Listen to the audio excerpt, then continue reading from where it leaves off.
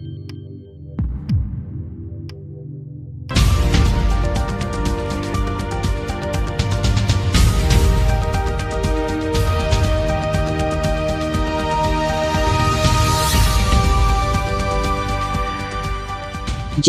News की खबरें mobile पर पाने के लिए सब्सक्राइब करके बेल को दबाएं और ऑल कर ले। नमस्कार, स्वागत है आप सभी लोगों का JMH न्यूज चैनल में। मेरा नाम है नवनीत। JMH आंगनबाड़ियों से जुड़ी हुई इतनी सारी खबरें आ रही हैं और सभी खबरें आपके काफी काम की है। अभी आप शेयर कर दीजिए आंगनबाड़ियों तक सभी व्हाट्सएप और फेसबुक ग्रुपों में। इसी के साथ ही लाइक करना मत भूलिएगा और पहली बार चैनल पर आए हैं तो सब्सक्राइब कर लीजिए आंगनबाड़ियों की खबरों को पाने के लिए और बेल को दबा लीजिए ताकि आपको हर एक नोटिफिकेशन मिल सके। हम यहाँ पर उत्तर प्रदेश सहित देश के विभिन्न राज्यों से आंगनबाड़ियों से जुड़ी हुई खबरें बताते हैं। जो लोग पहले से सब्सक्राइब किए होंगे उनको ये मालूम होगा।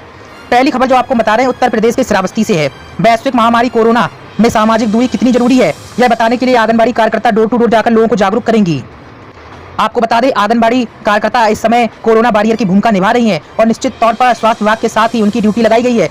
सबसे बड़ी बात तो यहाँ पर यह है उनकी ड्यूटी ऐसी जगह लगाई गई जहाँ हॉट स्पॉट और रेड एरिया है, यानी खतरे की घंटी है, जहाँ से मरीज मिले हुए होते हैं, एक नहीं कई मरीज मिले हुए होते हैं। वहाँ पर आंगनबाड़ी कार्यकर्ता सर्वे कर रही है। निश्चित तौर पर यह किसी कोरोना वॉरियर से कम नहीं है। इसी बात पर आंगनबाड़ी कर्मियों के लिए एक लाइक आप लोग जरूर करिए, क्योंकि इस समय जहाँ पर सभी लोग ज्यादातर अपने घरों में बैठे हुए हैं और वहीं पर हॉट स्पॉट इलाकों में आंगनबाड़ी कर्मी, आंगनबाड़ी वॉरियर हम यहाँ पर कहेंगे, जो अपनी भूमिका निभा रही है और सर्वे का काम कर रही है, उन घरों में जा रही है जहाँ आसपास के इलाकों से, घरों से मरीज निकले हैं कोरोना संक्रमित। और ये एक ऐसी बीमारी है जो संक्रमण से फैलती है। निश्चित तौर पर यह एक बहुत बड़ी भूमिका आंगनबाड़ी कर्मी निभा रहे हैं और अब डोर टू डोर जागरूक करने का भी काम आंगनबाड़ी कर्मी करेंगे। श्रावस्ती से यह खबर आपको हम बता रहे हैं। इसी के साथ ही कार्यकर्ताओं की ओर से लोगों को अनुपूरक पोषाहार का वितरण किया जाएगा। आपको बता दें DPO ने यह जानकारी दी है। उन्होंने यह भी बताया कि इसका प्रकोप बढ़ने से रोकने के लिए पूरे देश में लॉकडाउन किया गया है। इसके बावजूद कोरोना के मरीजों की संख्या में लगातार इजाफा हो रहा। इसका कारण लोगों की ओर से कड़ाई से सामाजिक दूरी का अनुपालन नहीं किया जा रहा, जबकि इस वैश्विक महामारी को रोकने के लिए सोशल डिस्टेंसिंग ही सबसे कारगर साबित हुआ है। ऐसे में सामाजिक दूरी कोरोना के लिए कितना जरूरी है, इसके प्रति शासन की ओर से लोगों को जागरूक करने के लिए कड़े निर्देश जारी किए गए हैं। इसका अनुपालन कराने के लिए प्रमुख सचिव बाल विकास, सेवा एवं पुरस्कार लखनऊ की ओर से जिले को पत्र भेजा गया है, जिसमें बताया गया है कि कोरोना संक्रमण रोकने के लिए सामाजिक दूरी का कड़ाई से पालन कराया जाए। ऐसे में जिले में कार्यरत सभी आंगनबाड़ी कार्यकर्ताओं को यह निर्देश जारी किया गया है कि वह गांव गलियों में डोर टू डोर जाकर लोगों को जागरूक और सामाजिक दूरी के महत्व के बारे में बताएं। साथ ही उनसे इसको कड़ाई से अनुपालन करने की भी अपील करें। इस दौरान पात्र लोगों को अनुपूरक पोषाहार का वितरण होगा और लापरवाही पर कार्रवाई होगी। कार्यकर्ता लोगों को जागरूक करने के साथ ही जनप्रतिनिधियों का भी सहयोग ले, DPO का यह कहना रहा है। आपको बता दें पोषाहार वितरण के लिए ग्राम पंचायत बार नोडल अधिकारी भी नामित हो चुके हैं। यह नोडल अधिकारी ग्रामीणों से संपर्क कर पोषाहार वितरण का कार्य सुनिश्चित कराएंगे। इस दौरान यदि कोई भी खामियां मिलती है अथवा पोषाहार वितरण न होने की शिकायत मिलती है तो वह DPO कार्यालय में स्थापित कंट्रोल रूम के नंबर आपकी स्क्रीन के सामने है पर सूचना दे सकते हैं। कंट्रोल रूम 1 मई से 8 मई तक सुबह 10 से 5 बजे तक संचालित रहेगा। पोषाहार वितरण के समय आंगनबाड़ी कार्यकर्ताओं की ओर से लोगों को आरोग्य सेतु ऐप के बारे में जानकारी भी दी जाएगी। अगर आपको पता नहीं है आरोग्य सेतु ऐप के फायदे क्या है, क्यों डाउनलोड करना चाहिए, तो कमेंट बॉक्स में आपको लिंक मिलेगी। आप उस लिंक पर क्लिक करके पूरी जानकारी ले सकते हैं आरोग्य सेतु ऐप के बारे में।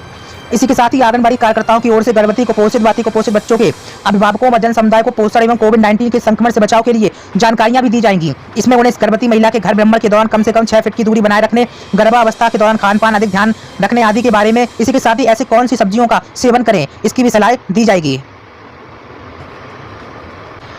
निश्चित तौर पर यह आंगनबाड़ियों के लिए खुशखबरी है। दरअसल मध्य प्रदेश शासन महिला बाल विकास विभाग ने मध्य प्रदेश शासन द्वारा जारी मुख्यमंत्री कोविड-19 योद्धा कल्याण योजना के विस्तृत निर्देश में गृह राजस्व नगरीय प्रशासन के अतिरिक्त जो विभागीय कर्मचारी लगे उनको भी पात्र माना है। जी हाँ, तो सबसे बड़ी बात यहाँ पर ये इस संबंध में DM दीपक सक्सेना ने आदेश जारी करते हुए बताया कि कोरोना संकट में जिलों में महिला एवं बाल विकास विभाग के अधिकारियों, पर्यवेक्षकों, लिपिकीय अमले के अतिरिक्त आंगनबाड़ी कार्यकर्ता, सहायिका एवं आउटसोर्स कर्मियों को भी विभिन्न दायित्व सौंपे गए हैं एवं रैपिड रिस्पांस टीम में शामिल किया गया है। राष्ट्रीय खाद्य सुरक्षा अधिनियम 2013 के पालन में आंगनबाड़ी कार्यकर्ता एवं सहायिकाओं द्वारा हितग्राहियों के घर घर जाकर पोषण आहार का वितरण हो रहा है।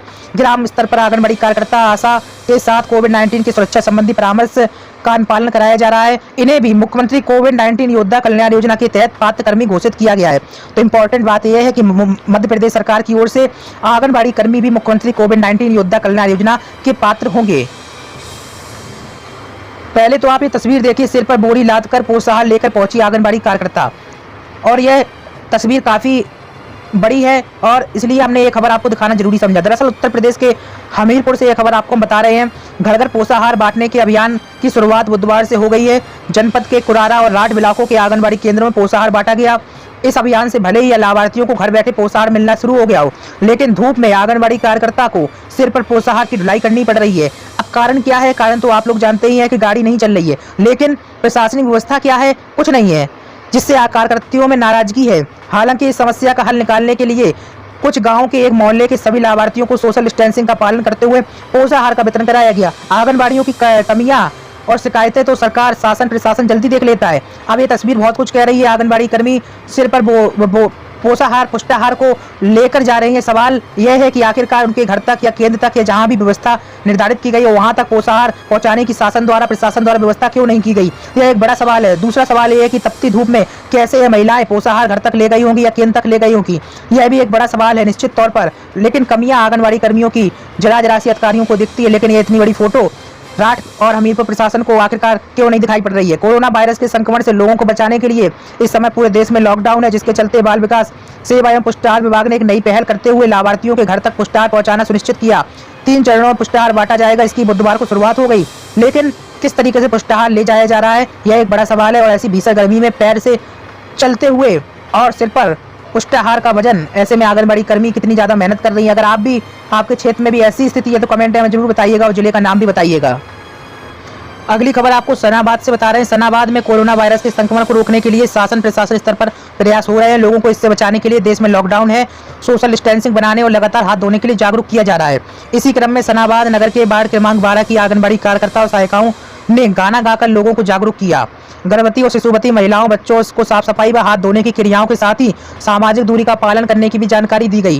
कार्यकर्ताओं ने बताया शौच के बाद, खाने के पहले और बाहर से आने के बाद साबुन से अच्छी तरीके से हाथ धोना चाहिए। इसी के साथ ही खांसी जुकाम और बुखार आदि के बारे में अगर लक्षण दिखाई देते हैं तो निश्चित तौर पर आपको प्राथमिक स्वास्थ्य केंद्र पहुंचकर जांच करानी चाहिए। और इसी के साथ ही खांसते और छींकते समय मुंह पर कपड़ा या रुमाल अवश्य रखें। महत्वपूर्ण जानकारी आंगनबाड़ी कर्मियों ने गाना गाते हुए दी है। अगली खबर आपको पोखरण से बता रहे हैं। लॉकडाउन के चलते पूरे जिले की सरकारी विद्यालयों को बंद रखा गया है। ऐसे विद्यालयों में बच्चों के लिए रखे पोषाहार का कोई उपयोग नहीं हो पा रहा। शासन सचिव के पाठक ने शिक्षा विभाग के अधिकारियों को निर्देश दिए कि विद्यालयों में रखे पोषाहार को उसी क्षेत्र में संचालित हो रही आंगनबाड़ी केंद्रों में दिया जाए ताकि पोषाहार का सदुपयोग हो सके। इसके साथ ही ग्रामीण क्षेत्रों में लॉकडाउन के दौरान खाद्यान्न सामग्री को लेकर आ रही परेशानियों से भी राहत मिल जाएगी। दरअसल लॉकडाउन के दौरान सरकारी दफ्तरों के साथ साथ सरकारी और गैर सरकारी विद्यालयों तथा अन्य सभी सार्वजनिक स्थानों को पूर्ण रूप से बंद कर दिया गया। इसी आदेश की पालना में पूरे जिले में 1185 स्कूलों पर ताले लग गए और इसके चलते जिले के 725 विद्यालय जो प्राथमिक है और 273 उच्च प्राथमिक है, 187 माध्यमिक और उच्च माध्यमिक विद्यालयों में पोषाहार बचा हुआ है। लॉकडाउन के दौरान शहर के साथ साथ ग्रामीण क्षेत्रों में खाद्यान्न सामग्री की काफी परेशानी खड़ी हो गई। इसी समस्या का गर्भवती महिलाओं और बच्चों को आसानी से पोषाहार उपलब्ध हो, इसके लिए शासन सचिव द्वारा सभी विद्यालयों को निर्देश दिए गए हैं कि अपने अपने क्षेत्रों के विद्यालयों में रखे पोषाहार को संबंधित आंगनबाड़ी केंद्र द्वारा मांगने पर उपलब्ध करवा सकते हैं। इसके चलते ग्रामीण क्षेत्रों में रहने वाली गर्भवती महिलाओं और बच्चों को आसानी से पोषाहार मिल सकेगा। तो निश्चित तौर पर यह शासन और प्रशासन की अच्छी पहल है और बर्बादी से अच्छा है कि किसी भी पात्र व्यक्ति को पोषाहार का लाभ मिल जाए। अब आपको हम कोरोना वायरस यानी कि कोविड-19 से संक्रमित मरीजों की अपडेट देते हैं और यह अपडेट उत्तर प्रदेश से जो आ रही है उसके बारे में आपको बताएंगे। प्रदेश में कोरोना के 21 नए केस सामने आए हैं। अब तक कुल 2134 यानी 2134 मरीज कोरोना से संक्रमित हुए हैं। इनमें से 510 ठीक होकर वापस चले गए, 39 की मौत हो चुकी। इस तरह कुल 1585 एक्टिव केस रह गए हैं। कोरोना वायरस से संक्रमित अब तक 60 जिले हैं, यानी उत्तर प्रदेश में 75 जनपद हैं, लेकिन 60 जनपद बताया जा रहा है कि कोरोना वायरस से संक्रमित है। इनमें से 7 जिलों में से कोरोना के मामले जो है सामने नहीं आ रहे। यह जानकारी चिकित्सा स्वास्थ्य विभाग के प्रमुख सचिव अमित मोहन प्रसाद ने बुधवार को अपर मुख्य सचिव गृह एवं सूचना अवनीश अवस्थी के साथ एक संयुक्त प्रेस कॉन्फ्रेंस में दी है। इसी के साथ ही उन्होंने बताया है कि चिकित्सा और स्वास्थ्य विभाग ने आइसोलेशन बेड की संख्या 10,000 से बढ़ाकर 17,194 कर ली है और L1 की 75 नई इकाइयां बनाई गई है। मुख्यमंत्री योगी आदित्यनाथ के निर्देश पर स्वास्थ्य विभाग और चिकित्सा शिक्षा विभाग दोनों मिलकर L1, L2 और L3 में मिलकर 52,000 आइसोलेशन बेड बनाएंगे। प्रदेश में L1 के 150, L2 के 78 और L3 के 6 अस्पताल संचालित हैं। बहुत ही इंपॉर्टेंट है आपको कोरोना वायरस की अपडेट देना, क्योंकि जिस तरीके से उत्तर प्रदेश में कोरोना वायरस पैर पसार रहा है और लगातार मौतों की संख्या बढ़ रही है। सरकार की मंशा थी कि लॉकडाउन करने के बाद कोरोना वायरस के संक्रमण पर अंकुश लगाया जा सकेगा, लेकिन ऐसा होता दिखाई नहीं पड़ रहा है। इसी कारण से लगातार प्रशासनिक अमला और शासन द्वारा बेडों की संख्या बढ़ाई जा रही है और भी अन्य सुविधाओं में इजाफा किया जा रहा है। इसी कारण से आपको हम हर बार कोरोना की अपडेट जरूर देते हैं और उत्तर प्रदेश से अगर आप लोग जुड़े हैं तो आपको कोरोना की अपडेट हम दे ही चुके हैं। और आपको बता दें, प्रसाद ने यह भी कहा है कि प्रदेश में ICMR की गाइडलाइन के मुताबिक जांच के नमूने लिए जा रहे हैं। 10 लेबोरेटरी में पूल टेस्टिंग शुरू हो गई है। तो ये उत्तर प्रदेश की पूरी खबर है जो हम आपको बता रहे हैं। अब तक 332 पूल टेस्ट किए गए हैं, 1612 सैंपल की टेस्टिंग हुई है, उसमें 15 पॉजिटिव हैं। ऐसे 15 पूलों के सैंपल को अलग कर लिया गया है। अब तक एक एक कर प्रत्येक सैंपल की जांच हो रही है। प्रमुख सचिव ने मंगलवार से सरकारी अस्पतालों में सोशल डिस्टेंसिंग का पालन करते हुए बच्चों के टीकाकरण का काम शुरू कर दिया। निजी अस्पतालों में संक्रमण रोकने का काम चल रहा है। ये जानकारी दी गई है प्रमुख सचिव द्वारा। अस्पतालों को निर्देश दिए गए कि इमरजेंसी में उन्हीं मरीजों को कोरोना की टेस्टिंग कराई जाए जिनमें कोरोना वायरस के लक्षण पाए जाए। उन्होंने यह भी बताया कि इस समय 1769 मरीज आइसोलेशन बेड पर हैं और 11,487 लोगों को क्वारंटीन किया गया है। और निश्चित तौर पर हम आशा और उम्मीद करते हैं कि मरीजों की संख्या में निश्चित तौर पर कमी होगी और ऐसी अपील करते हैं और आप लोगों से भी सोशल डिस्टेंसिंग और नियम कायदे का पालन करें, क्योंकि नियम कायदे और सोशल डिस्टेंसिंग का पालन न करने के कारण ही मरीजों की संख्या में इजाफा हो रहा है। वरना देश भर में सरकार की ओर से लॉकडाउन किया गया है, लेकिन मरीजों की संख्या निरंतर बढ़ रही है। आखिरकार क्यों? तो इसलिए आपको सोशल डिस्टेंसिंग का पालन करना चाहिए। और ऐसा नहीं है कि आप काम ना करें, काम जरूर करें, लेकिन एक हाथ की दूरी बनाकर काम करें, एक हाथ की दूरी बनाकर लोगों से रहें। निश्चित तौर पर मास्क या फिर साफी का इस्तेमाल करें, जो 3 परतों में आप लपेट कर अपने मुंह को ढक सकते हैं। JMH न्यूज़ चैनल लगातार आप लोगों से अपील कर रहा है। और ज़्यादा अपडेट के लिए हमारे चैनल के साथ जुड़े रहिए।